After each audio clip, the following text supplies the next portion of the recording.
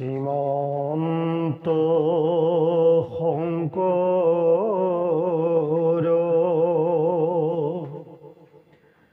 হৰি ভকতৰ জানা যেন কল্পতৰু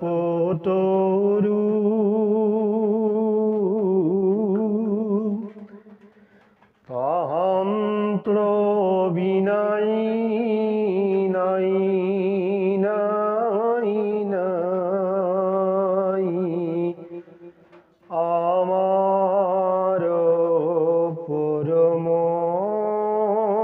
গুরু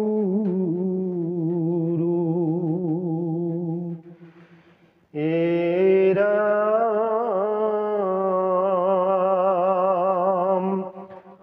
আমার পরম গুরু প্রিয়ন্তম পুণ্ডরীকাক্ষম সর্বযোগীশ্বর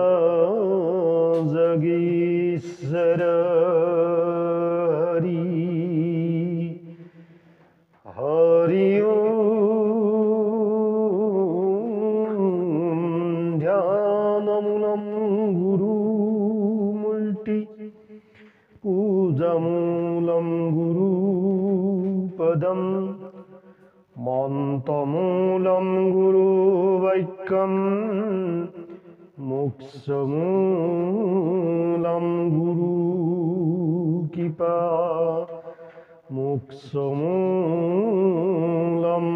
গুরু কৃপা ওম শান্তি ওম শান্তি ওম শান্তি।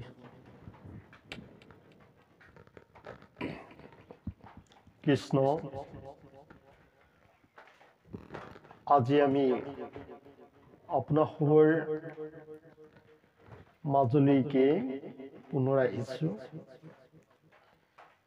এটি ভাগৱতৰ অমৃত কথালৈ আমি সকলোৱে ভাগৱতৰ মাজৰ যি ৰহস্য, ভাগৱতৰ মাজৰ যি আধ্যাত্মিক তত্ত্ব, এই কথাসমূহ জানিবৰ বাবে ভাগৱতত কিছুমান অলংকাৰ দিয়া আছে। ভাগৱতত কিছুমান অলংকাৰ দিয়া আছে আৰু এই অলংকাৰবিলাককে কোৱা হৈছে সন্ত মহন্ত সকলৰ কাহিনী আধাৰত আমি লাভ কৰিবলগীয়া আধ্যাত্মিক তত্ত্ব কথা। আৰু এই কাহিনীবিলাককে অলংকাৰ বুলি কোৱা হৈছে। অৰ্থাৎ এজন মানুহ সুন্দৰভাৱে সজাবৰ বাবে অলংকাৰৰ প্ৰয়োজন হয়।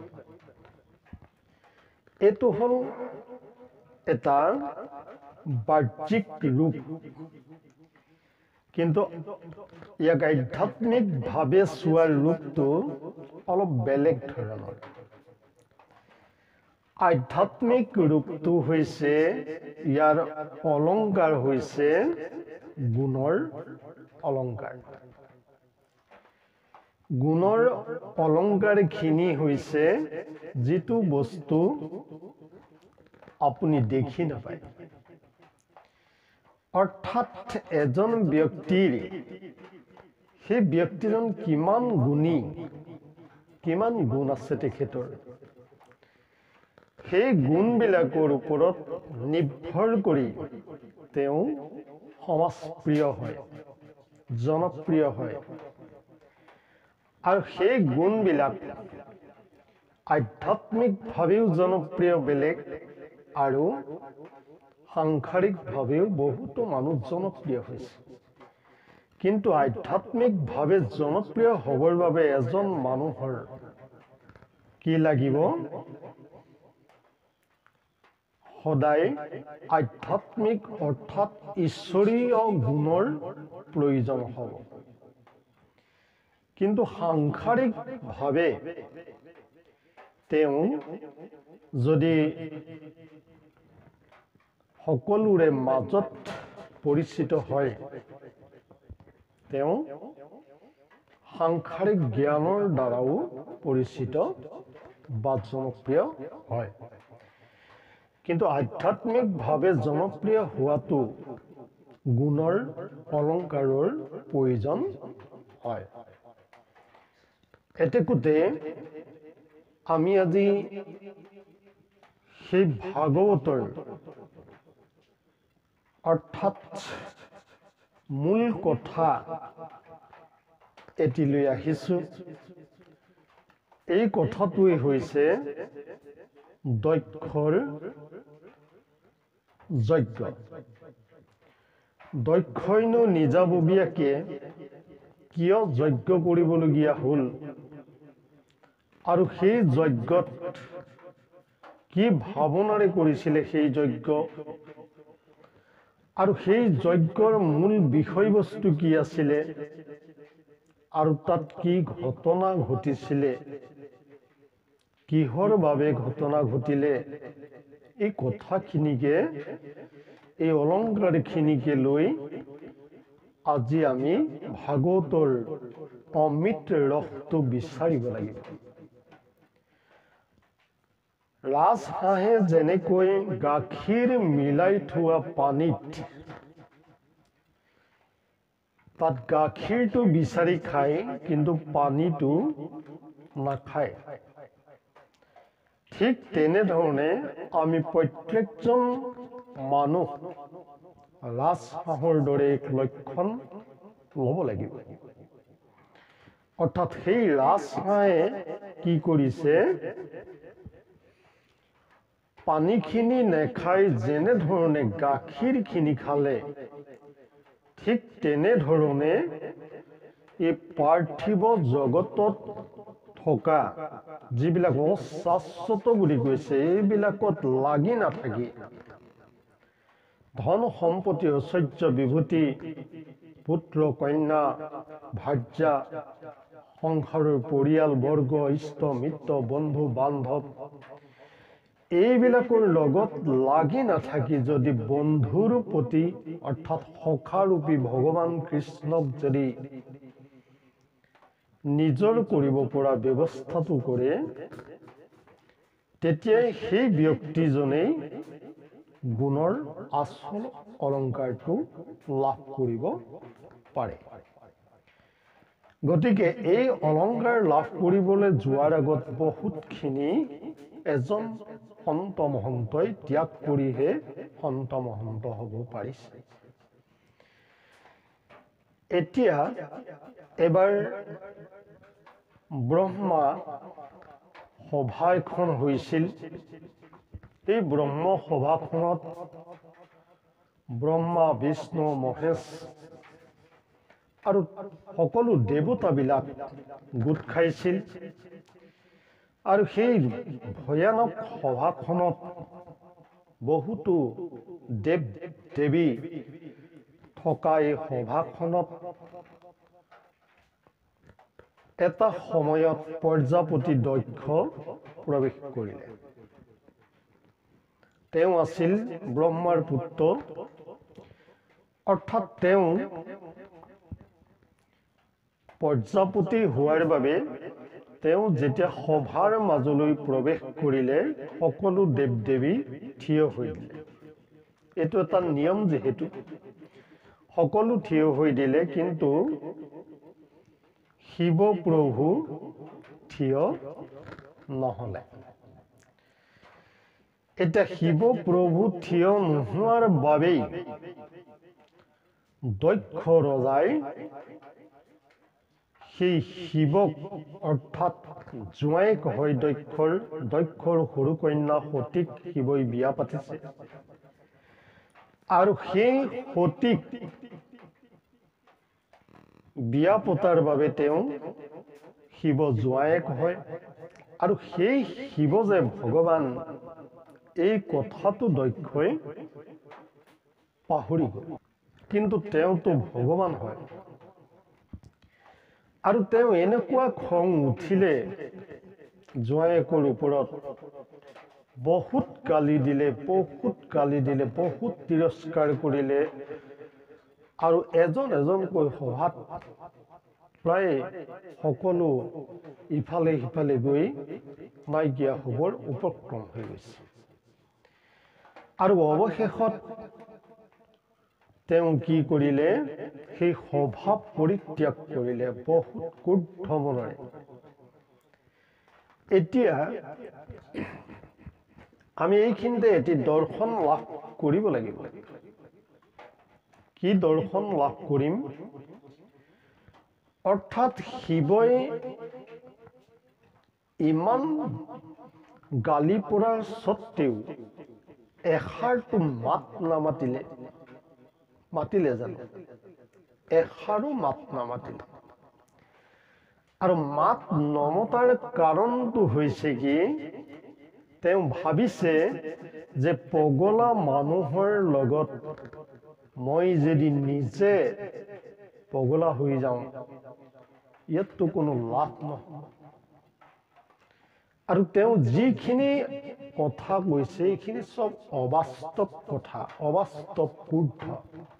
ইয়াত কোনো সৎ কথা নাই। সেইকাৰণে তেওঁ সেই গালিটো গ্ৰহণ নকৰিলে। গ্ৰহণ কৰিলে মানে কি, এজন ব্যক্তিয়ে যেতিয়া আন এজন ব্যক্তিক গালি দিয়ে, সিজনে যেতিয়া একো নামাতিব, গালি দিয়াজনৰ খং দুগুণে বাঢ়ি যায়। অৰ্থাৎ তেওঁ গ্ৰহণ নকৰিলে, উভতি উভতি তেওঁ গালৈকে এই গালিখিনি গুচি আহিলে। এইটোৰ কাৰণে কি হ'ল, দক্ষৰ বহুত খং উঠি ক্ৰোধান্বিত হৈ সেই ৰাজসভা ত্যাগ কৰিলে। দক্ষটো বহুত এজন ডাঙৰ ব্যক্তি, কিন্তু এই ডাঙৰ হোৱা প্ৰজাপতি হোৱাৰ বাবেই তেওঁ অহংকাৰত মত্ত হৈ গ'ল। আৰু তেওঁ কি কৰিলে, সেই অহংকাৰতেই মত্ত হোৱাৰ বাবে তেওঁ বাকী সকলোকে সৰু দেখিলে, কিন্তু নিজকহে ডাঙৰ দেখিলে। এতিয়াও প্ৰায় সমাজবিলাকত এজন ব্যক্তি বা পাঠেকি দেউৰী নামতি আমাৰ এইসকলে নিজক ডাঙৰ বোলাই থাকে আৰু বাকীখিনিক একেবাৰে সৰু জ্ঞান কৰে। সেইবাবেই এইসকলৰ কি হৈ যায়, এইসকলেও কেতিয়াবা বিপদত পৰিবলগীয়া হয়। যিহেতু দক্ষ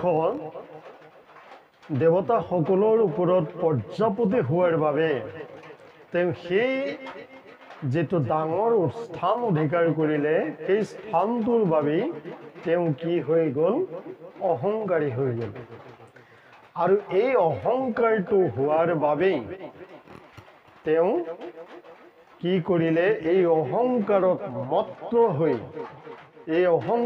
মত্ত হৈ শিৱৰ প্ৰতি কি কৰিলে, প্ৰতিশোধ ভাৱনা লৈ নিজে এটি যজ্ঞ আয়োজন কৰিলে। আৰু এই যজ্ঞটো আয়োজন কৰিলে, তাতকৈও বহুতো ডাঙৰকৈ আয়োজন কৰিলে।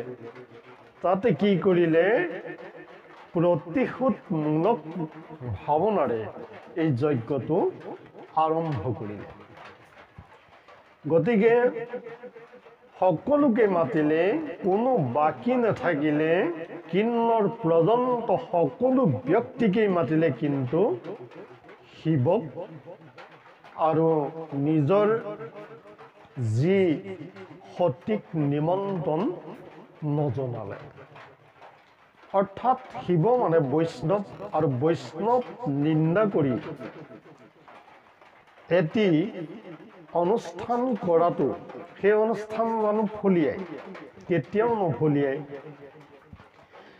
গতিকে কি কৰে, এজন সন্ত যদি গাঁৱত থাকে, সেই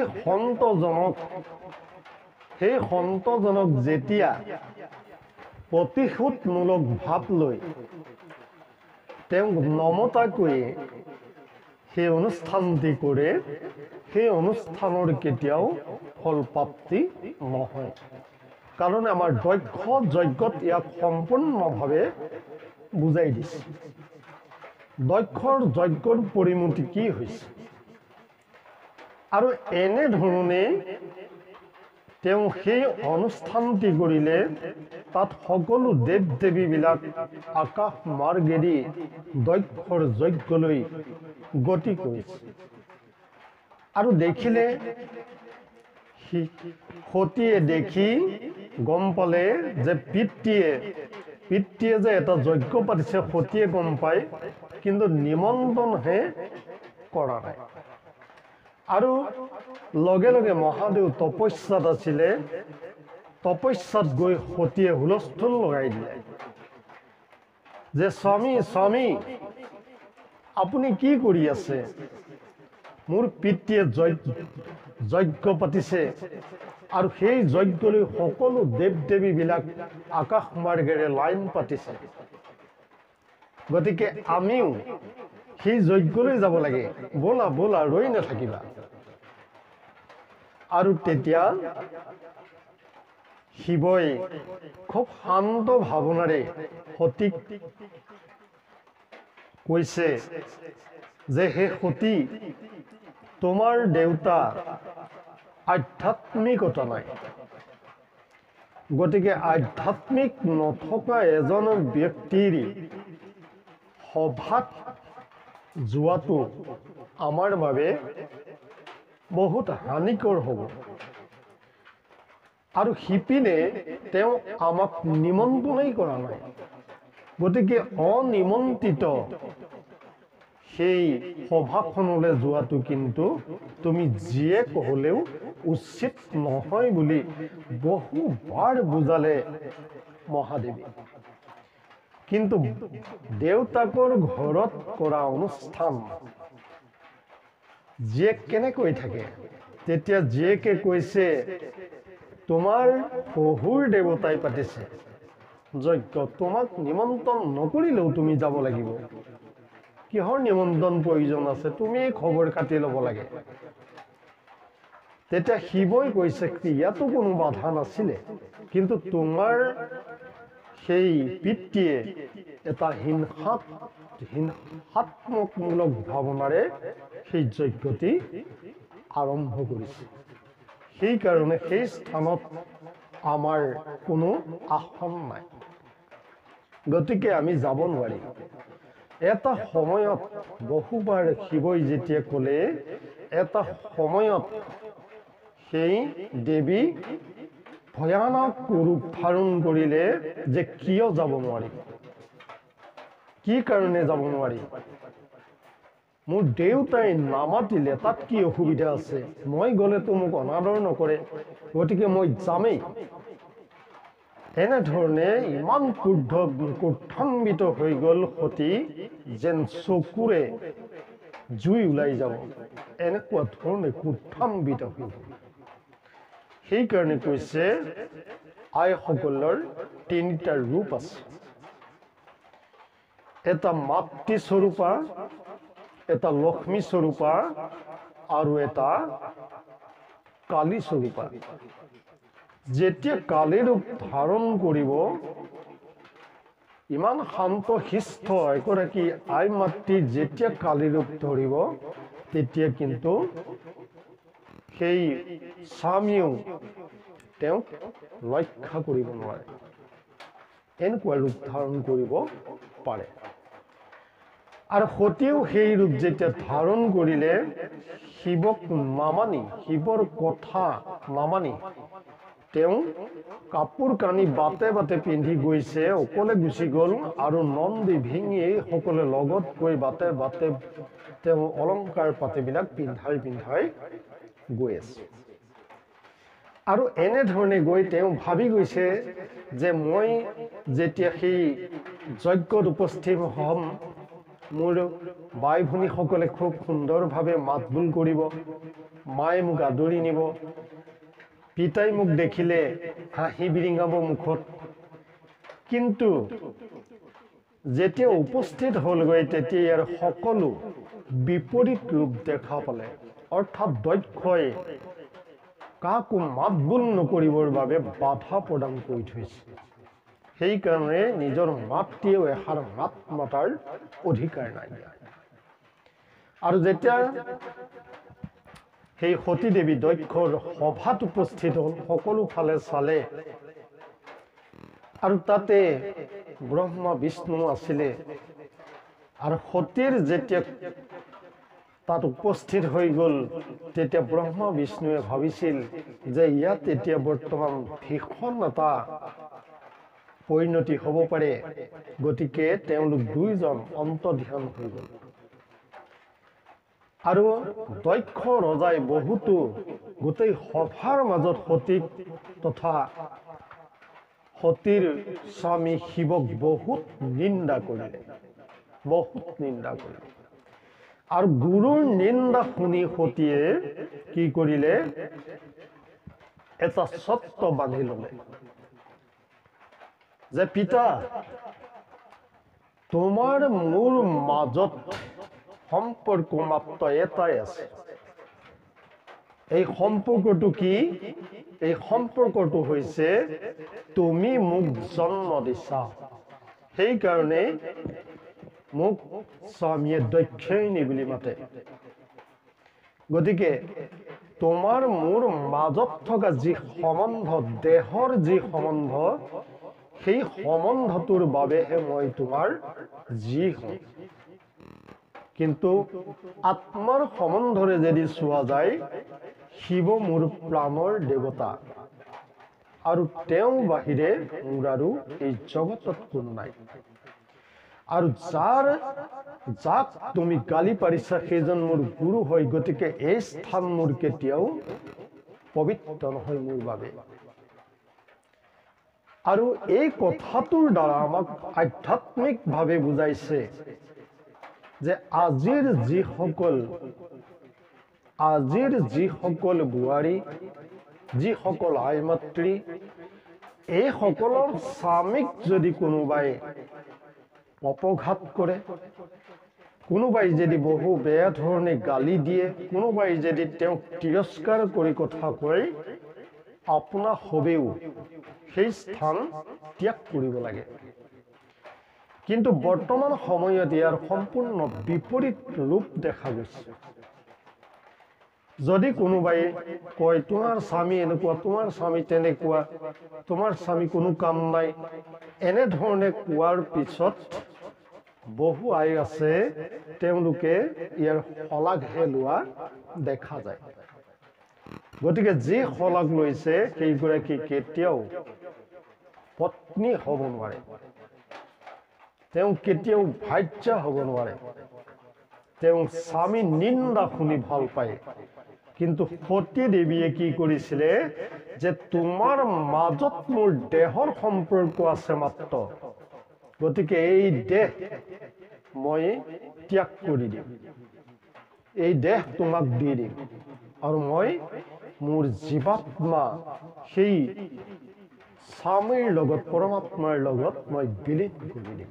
আৰু শিৱক অন্তৰত ধ্যান কৰি অগ্নি প্ৰজ্বলিত কৰি সতীয়ে দেহ ত্যাগ কৰিলে সভাৰ মাজত। আৰু এই কথা মন্দি ভিঙিয়ে গৈ পুনৰ যেতিয়া শিৱক ক'লে, শিৱৰ ভীষণ ক্ৰোধ আহি গ'ল, ভীষণ ক্ৰোধ, চকুৰে জুই ওলাই গ'ল, আৰু খঙত আতুৰ হৈ জটাৰ পৰা এটি কেইডালমান চুলি উঘালি তাৰ পৰাই এনেকে দলি মাৰি দিলে। আৰু দলি মাৰি দিয়াৰ পিছত তাৰ পৰাই বীৰভদ্ৰ নামৰ এজন দৈত্য জন্ম হ'ল। আৰু সেই দৈত্যক যেতিয়া জন্ম হ'ল, তেতিয়া দৈত্যই নমস্কাৰ কৰিলে যে হে ভোলানাথ, হে গুৰুদেৱ, মোৰ নাম কি আৰু মই কি আজ্ঞা পালন কৰিম? তেতিয়া শিৱই খঙতে ক'লে, তোৰ নাম বীৰভদ্ৰ, আৰু তই অতি শীঘ্ৰে দক্ষৰ যজ্ঞত গৈ দক্ষক বধ কৰিব লাগিব।